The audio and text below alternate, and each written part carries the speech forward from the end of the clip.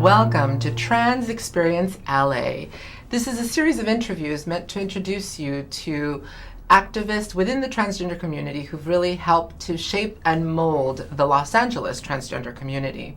Tonight, I am very honored to introduce you to Shirley Bushnell, who has been a trailblazer in our community and who really set the foundation for the City of West Hollywood Transgender Advisory Board. Welcome, Shirley. Good to have you on Drian. Tonight. Good to see you. So, Shirley, I think it would be great to start off by learning about where you grew up. I grew up as a country girl in a town called Talent, Oregon. And some of the words to associate with my experience is raised a Jehovah's Witness, baptized a Jehovah's Witness, disfellowshipped as a Jehovah's Witness. Wow. Yeah, and from that, and so that's sort of my early life. My family life consisted of domestic violence in the household, alcoholism on my father's part, a brother and a sister who have disowned me. Wow. So it's been, very isolated. The population maybe about 500, wow. And obviously in that, quote, day and age, no computer access. So I was very much alone. Didn't know who I was, what this was. And Shirley, I think that really relates to a lot of the youth who grow up in cities that aren't metropolitan, hubs. At what age did you know that you were trans? Did you always know, or was there a point where you came to the realization? When I was growing up, we didn't have a terminology. So I really didn't know until I was probably 16 or 18 a word. And the first word I came across that I thought I was a transvestite because, quote, I was male and I liked to wear women's clothes and had always liked to wear women's clothes. Didn't know why. As a Jehovah's Witness, I shouldn't do it. Tried to, put it in the closet, tried to get rid of it. My mother burned my clothes, all those type of pressures. Tried to play the heterosexual life by actually marrying a woman, which a lot of people don't know. I actually have a marriage and have fathered a child. Wow. And I say fathered because that's true. Wow. And at what age did you begin your transition, and what was that like for you? We're always in transition. We're always developing who we are. So I would say all my experiences from a very early age. But as far as being able to have the ability to express myself on a full-time basis as a woman and live that life, that was when I was probably late 20s, 25 or so. And there is a long story, but to shorten it, I had God had fathered the child, had the marriage with that. My wife didn't like the fact that I cross-dressed, couldn't understand it, blah, blah, blah. So we agreed to get a divorce. I moved from where I was living in Central Point, Oregon, into the Central Point City Fire Department as a sleeper, also to try and be around males so I would never cross-dress again. But I always did that. I got kicked out of the fire station because they found nylons in the dryer that I said was mine. And that led me on to really realizing that when I was living really on my own, I could dress when I wasn't working, and really led me that. But again, I was looking for others. I didn't know any others. I couldn't find any others. And there was my first real finding out of others was something that was held in Oregon for quite a while called Dream.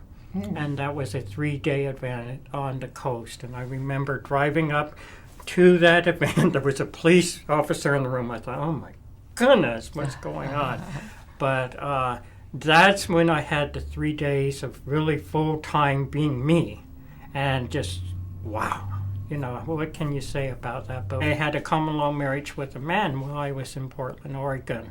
Wow. So you've had pretty much the whole sort of experience of dating. So you've dated a woman as identified as male, and then you've dated a man post-transition or post-surgery. No. Or pre-surgery. Pre-surgery. Ah, okay. And actually, I didn't have my surgery until 1994. Ah. And that was I was living in California at that time. The Gay and Lesbian Center was at Fountain and Highland, not the one you're usually working at. Oh, yeah. And they had a group for transgenders there, and that's where I met I now call my wife, that we've been together probably 27 years. She's also a transsexual woman, so that's why I can say I'm a lesbian.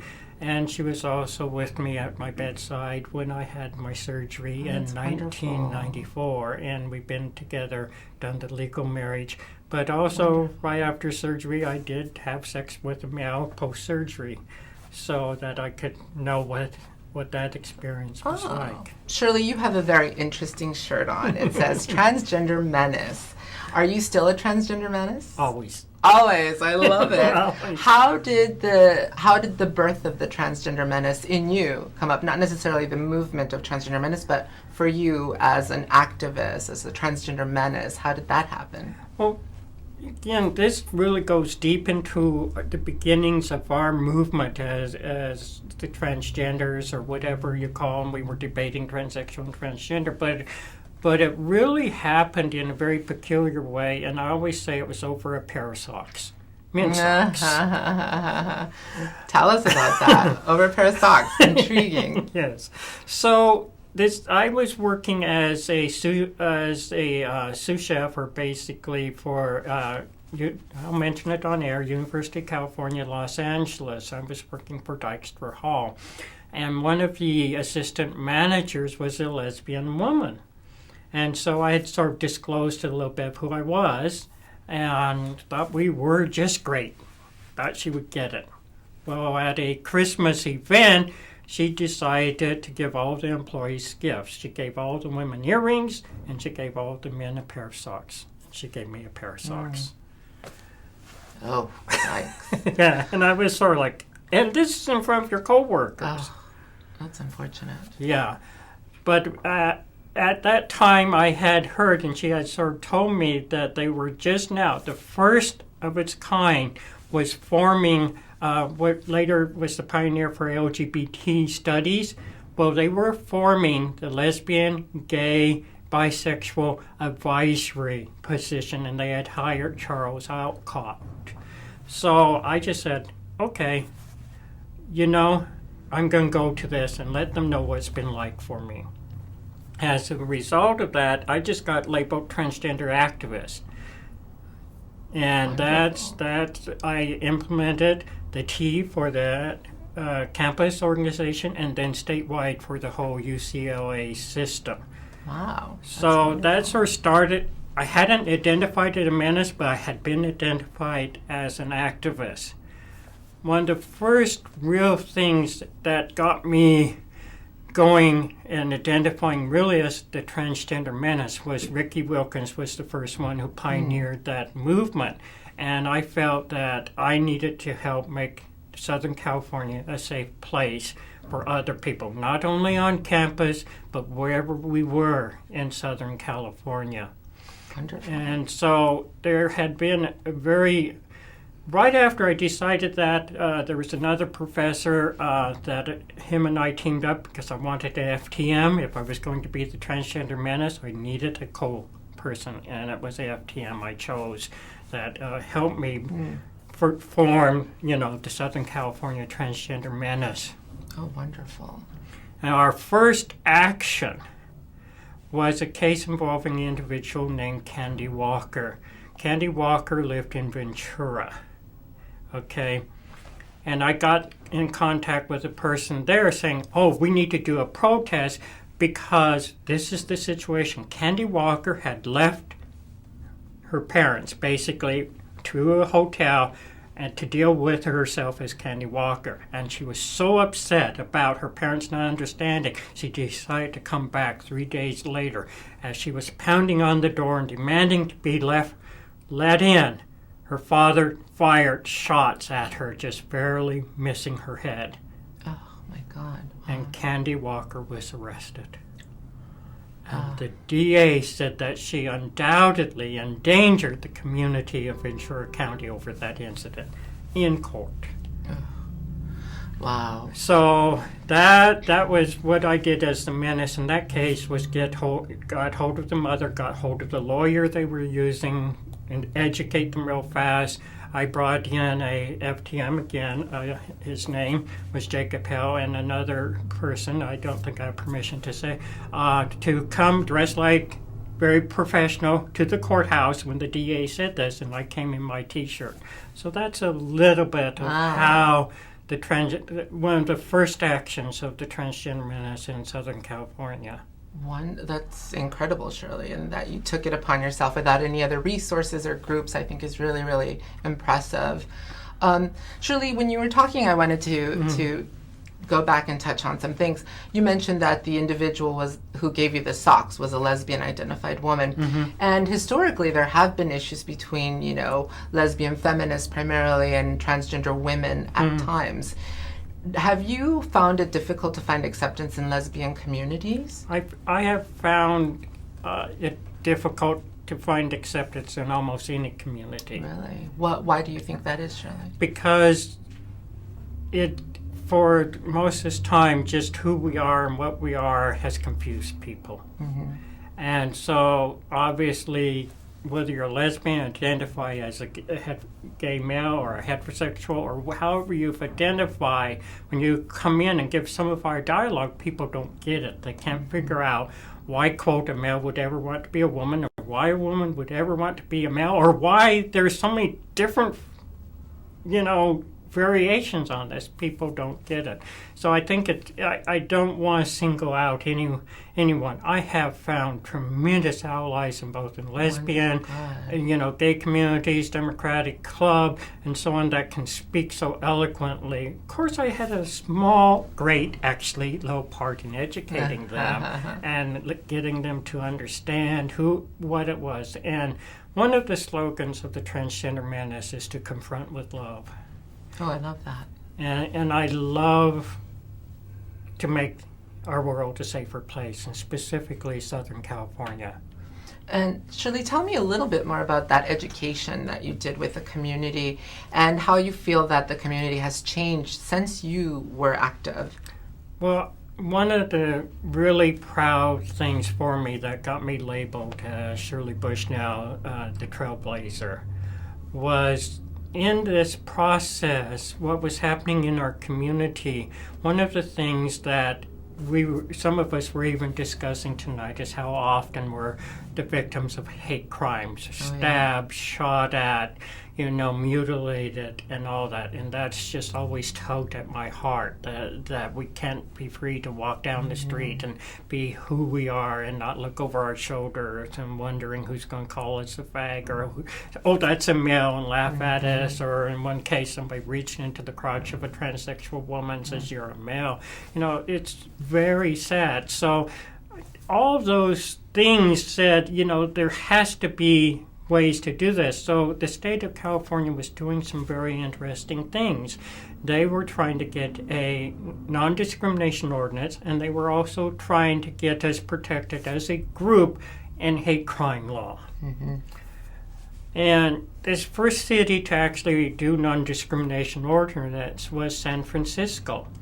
About the same time, I had gotten word that the city of West Hollywood was also doing the same. So obviously I started really getting involved, talked before the city council, did public testimony, and all those things to do that. And lo and behold, as a result of that, they passed the non-discrimination ordinance. Well, Transgender Menace had to do something about that, confront with love, and let the businesses in West Hollywood know that this ordinance had been passed.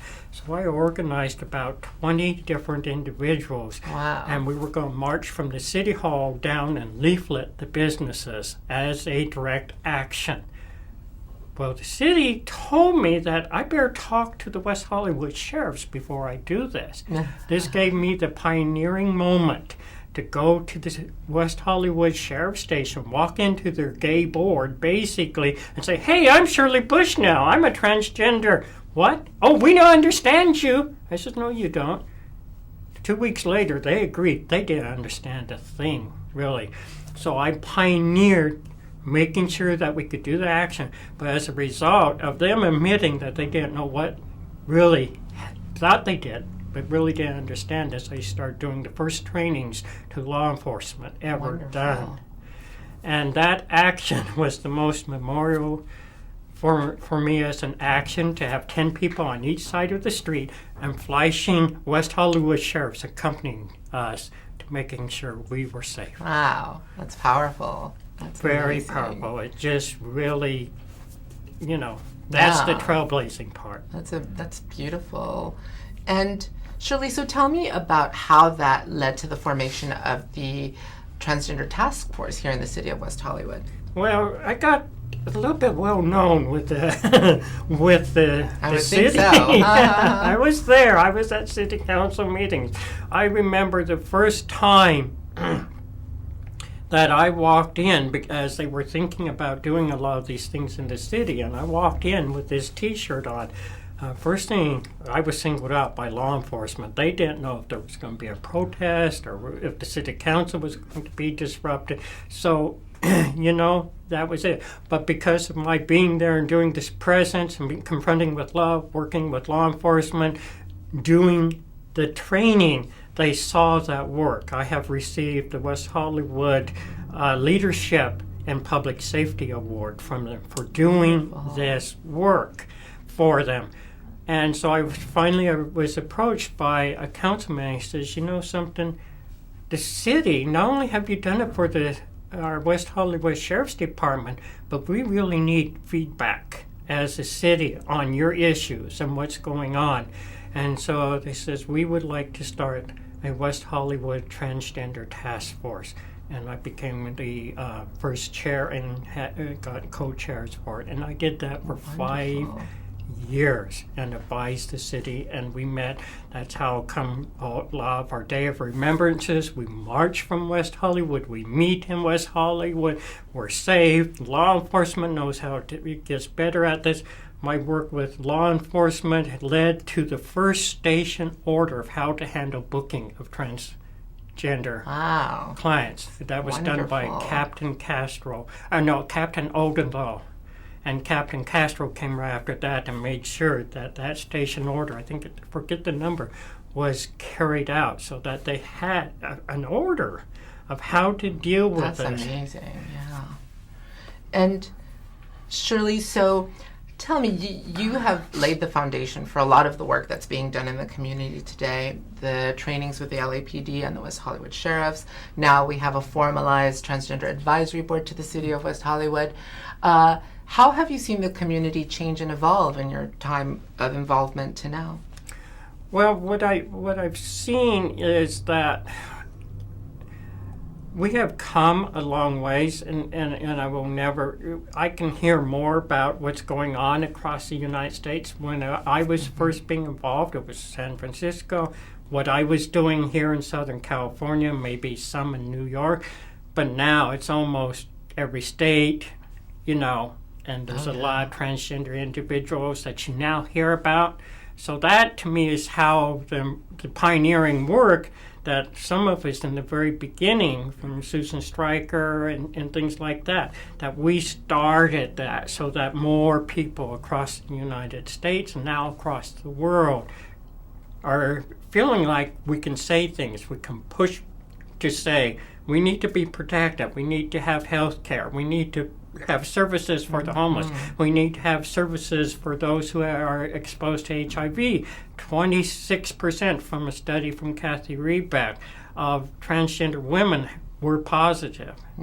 So you have some very dire things going on. So I was also involved in helping testify and doing a speech that was well known called Today I Die in front of the county to get the first funding that we ever had for HIV prevention Wow. work for transgender That's incredible. persons, and actually had that as a behavioral risk group instead of being gay male or men who have sex with men. And we being lumped in with that, we finally became a group to get targeted funding to have services provided. That's wonderful. And Shirley, so nationally there's a lot more going on. Yes. There's a lot more media coverage about our issues. What do you think has changed locally within the city of either West Hollywood or Los Angeles? Locally in the community, do you think there's any changes that have happened that you've seen? A lot of the pioneering work that I did, I actually branched out not only to the West Hollywood, which led me to the LAPD. I became part of the, actually helped them form the T part because it was the LGB advisory board. Because I started coming, it became the LGBT. Again, this is some of the pioneering things where I started showing up and talking to the chief and things like that. So again, that's another change that was made. I was one of the first ones, along with a group of others, that went to the LAPD Academy specifically for transgender individuals. I also would go in and do trainings at the Hollywood Wilcox station. I could walk in the morning and do a training. Basically, I had that much freedom and that much respect. That's wonderful. The other thing that I did is I did not forget people of whoever they were, of color, of homelessness, whatever little tag we want upon them, I never forgot about who they were. So if they were seeking services at PATH, I made sure that they had a program that would recognize transgender women and not separate them out again as men, and not separate them out just because they had HIV, and they're now still men, that they targeted those and made sure, they were one of the first ones that, again, I could say, you'll be safe there. You can go there. You can go there and get services. I did trainings for the DA, the hate crimes DA in Los Angeles, made sure that when they start putting out their hate crime statistics that we started getting in that report so that this would gain attention. That's wonderful. I had his name, one of the DAs, hate crimes DA, Scott. I was sitting in while my partner was getting some tests at a local hospital. I sat there and my phone rang. It was Scott. The DA, hate crimes DA, says, "We just have a case. Can you advise me? How I can present this to a juror so that they can know the difference between this being gay male and this being a gender hate crime." And wow, Shirley, you've done so much. It's hard to keep track of everything. I was reading, when doing a little research on you, I was reading a speech of yours where you referred to yourself as an army of one. Mm-hmm. Do you still see yourself as an army of one? We are all an army of one. So yes, I still see myself that way. And I think that's important. It's a very important concept. I don't want anyone to say I'm being so ego about it, but we have to think that way. Each individual has to be that army of one, making and saying, I need to be safe. I need these services. I don't need to be discriminated against. I need to get my health care. I need sensitive services. Each one of us needs to be that army of one. And I will always be that army of one. I've done it even consistently, even 5 years ago at a workplace who I hadn't come out. I came out to make sure when they were doing training that they portrayed our community in a light. And I was an army of one again. Wonderful. So I see your next T-shirt, the Army of One. That's the next one. So Shirley, as we close out, I would like to hear from you. What is your hope for the future of the trans community? What do you want your legacy to be? I want each individual to feel, to feel great about who they are. Wonderful. Well, Shirley, thank you so much for sharing your light and your life with us. I think it's so inspiring, and it's amazing what one person can do when they are ignited and when they have a passion for something. It's absolutely amazing. So thank you so much, Shirley, for joining us today and for sharing your life and your story and inspiring the future of the trans community. So thank you so much. Drian.